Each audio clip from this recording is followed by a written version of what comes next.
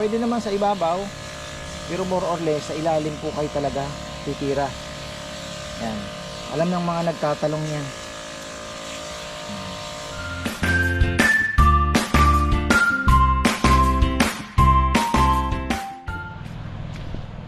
Ayan, magandang buhay.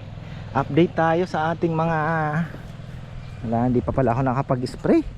Umalis po kami at inasikaso yung replacement ng ating camera. Sayang din naman. So ayun,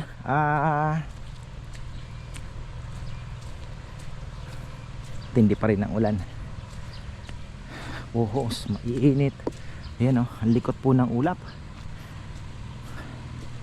Pabugso-bugso. Tapos iinit. Tapos uulan na naman. So ayun, buti pang mag-exercise kaya ako at magdurog ng eto. So update tayo mga farmer. Kachat ko po yung aking nabilhan ng mga seedling. Ang bad news, wala na po yung mga malalaki nila na drum size. So yung mga abukadong darating, halos kasing laki po nung naandyan nating nakatanim. Mga ganyan katataas. Mga 5 feet 5 feet to 6 sabi mo mga 5 feet po kataas. Mga ganyan. So okay na rin. Ang good news, nakamura tayo kasi mas mura po yun. Yun yung tinatawag nilang big size. Yung palang super big size, yun na yung drum size daw na tinatawag nila. Ngayon, wala na daw nun. Pero tsaka medyo mahal din mga ka-farmer.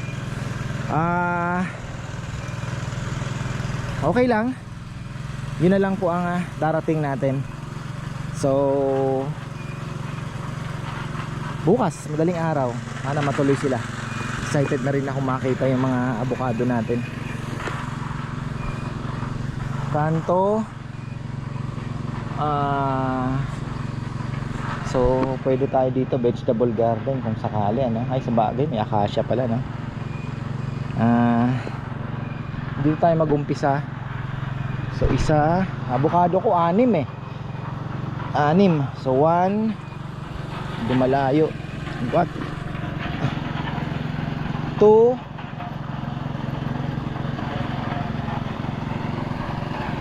3, 4,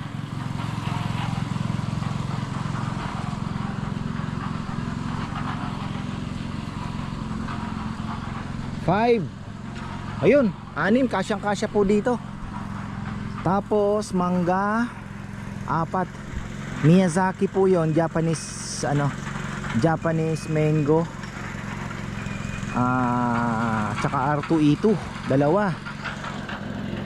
Baka maglagay tayo sa may banda dito. Yung bagay ng mangga doon sa kabilang sa. Pwede naman siguro.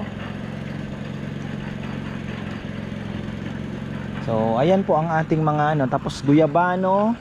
May chiko din akong binili.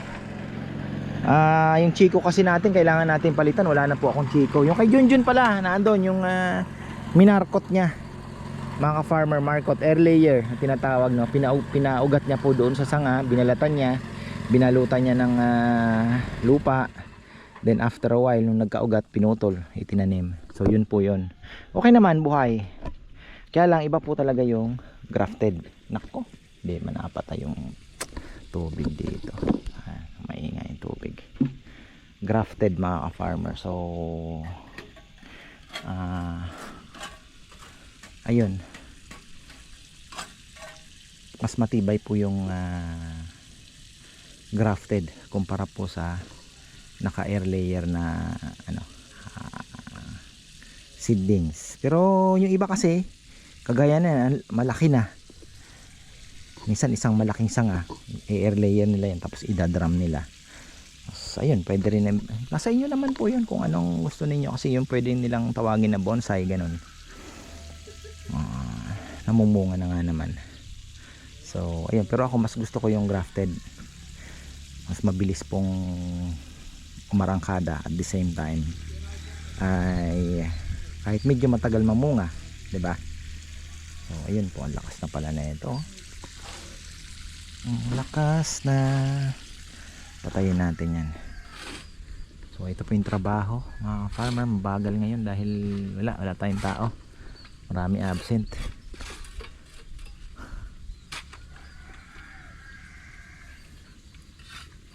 Mano-mano lang sila, dalawa, mano ang mano.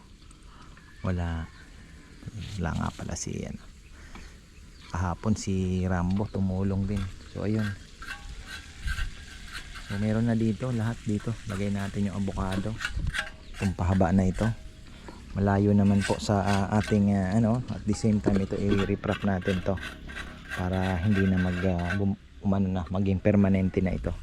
Kasi nga naisip ko rin, parang mas mapapagastos tayo sa pagka hinayaan lang natin kasi yung malakas pong ulan, unti-unti din niya napapansin, nauubos yung lupa, tatapon sa kabila.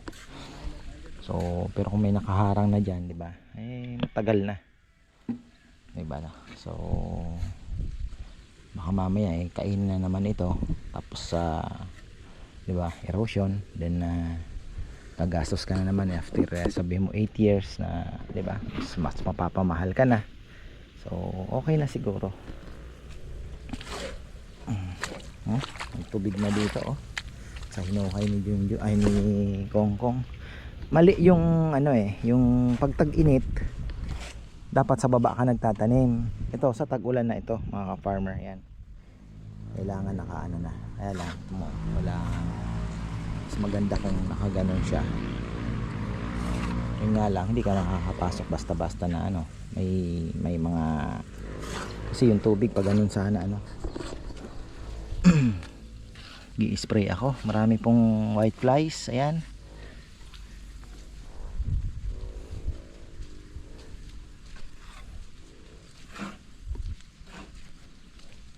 bilis lumaki tingnan nyo pag umaraw lang ng pero sabi nila bawal sumasayad sa yung dahon, kakaroon ng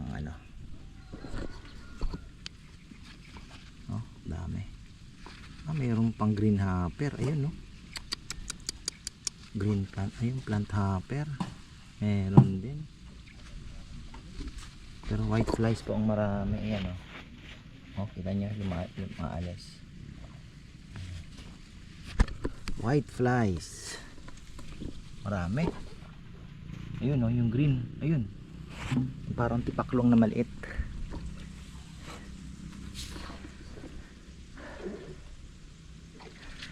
Hirapan na. Yun po yung update natin. Yung masaya na, okay ka natin gagawin na. Kulang na po sa fertilizer din yung nyug, asin at yaramila ilalagay natin. Mas maganda yung yaramila, kailangan makabili ng rock salt, isang sako.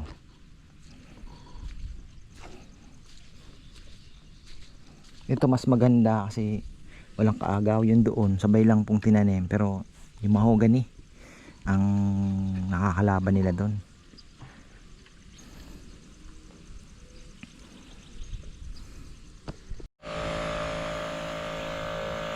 Yan na, nag-fertilizer. Nag-spray na po tayo. Papaya, ang inuuna ko. Papunta dito. Ayan.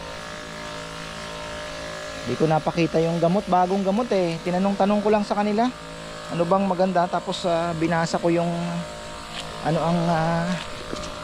kayang patayin ng gamot. Ayun nga, nakita natin doon, white flies. Hindi ko na pinatay. Dalawa lang ang kamay natin. Yan daming white flies na nagliliparan. Yan. Bukas tayo ay tatapik sa dahon kung mayroon pang lilipad. Pag mayroon pang lumipad yan, ibig sabihin hindi nakuha. Sa ilalim po huwag kayong mag-i-spray pwede naman sa ibabaw, pero more or less sa ilalim po kayo talaga titira. Yan, alam ng mga nagtatalong yan. Mostly po kasi nasa ilalim ang insekto. Ayan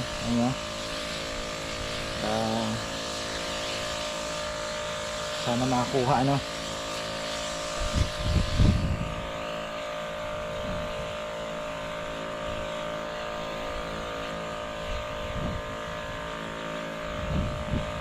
Gaganda tong talong na to.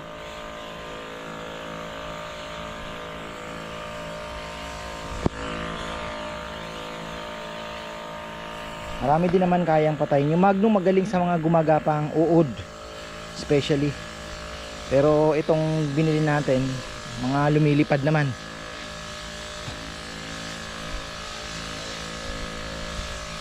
Problema natin, oh. Tingnan nyo yung tubig.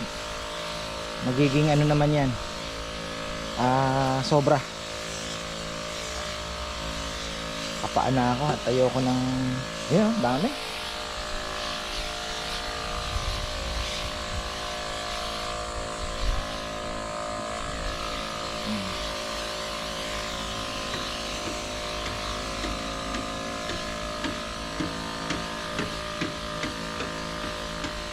Maganda yung charge ng ating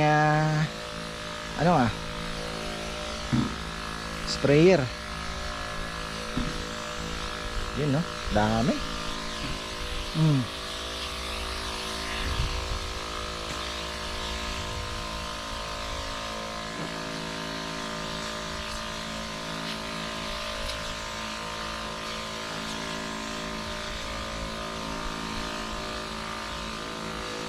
Sana ay makuha.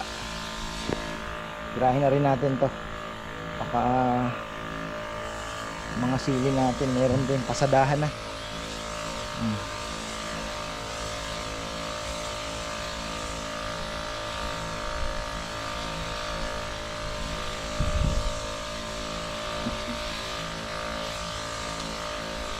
Kung laging triple ang gusto, yung Yaramila mas maganda.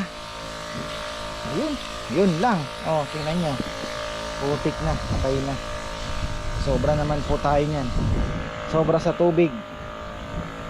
Nasosobrahan tayo sa tubig.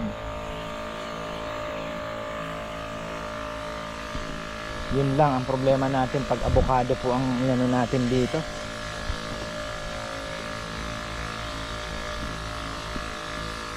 At least nakita ko na bago tayo magdesisyon. Kailangan ay may drain din po dito, no? Dapat well drain ang masayang yung avocado natin,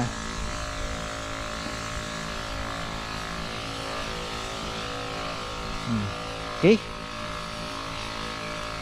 Papaya, nadali na yan. Inano na natin yung papaya. Uy, yan, habang nag-i-spray po ako mga farmer, parang duda ako dito sa baba. Dito natin ilalagay ang avocado. Ayaw ng avocado ng yung hindi well drained na lupa. Kahit dinidiligan, dapat hindi po siya babad. Baka madisgrasya dito, putik kasi tong, at least ito po medyo ano na tong lupang to, nasa taas. Paano kaya tayo kung mag-ano tayo dito? Baka mag-ano tayo dito sa may bandang taas, iusog natin ng kaunti dito tayo, baka sa mga gitna na ng papaya na yan. May saging pa naman tayo dito. Tayo dito sa hilera ng nyug.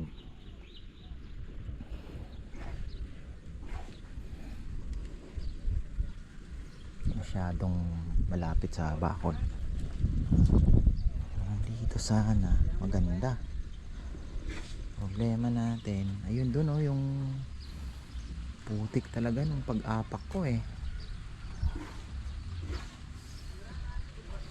Baka mamaya, di ba, pagka nagsunod-sunod po ang ulan, tingnan nyo, naiipon yung tubig, tingnan natin, kaaralan po muna natin. Maganda sana kung dito sa may gilid, mabagay kung dito. Kaaralan natin yan mga farmer. Ayan. Bukas darating ang ating mga seedling, hopefully ay malaki. So yung drum size pala yung nakita ko na yun, wala na daw sila. Kaya lang 10,000 mga farmer isa, sakto wala na rin naman daw. Sabi niya, sir, makakatipid po kayo dito sa big size namin kaysa sa drum size. Kasi yung drum size 10,000, yung big size naman po, sabi niya 1 year lang, halos singlaki na po niyan. So sa bagay, isang taon lang ang hihintayin, laki din po ang diferensya, 'di ba? Kung bibilhin mo yung bunga, hindi ka naman spend ng ganung kalaki ang diferensya kung bibili ka na lang muna, 'di ba? Parang masyado ng kapritsyo na lang yung pagbili mo ng worth na 10,000 na puno na drum size, 'di ba, na bubungahan ka ng ilang piraso.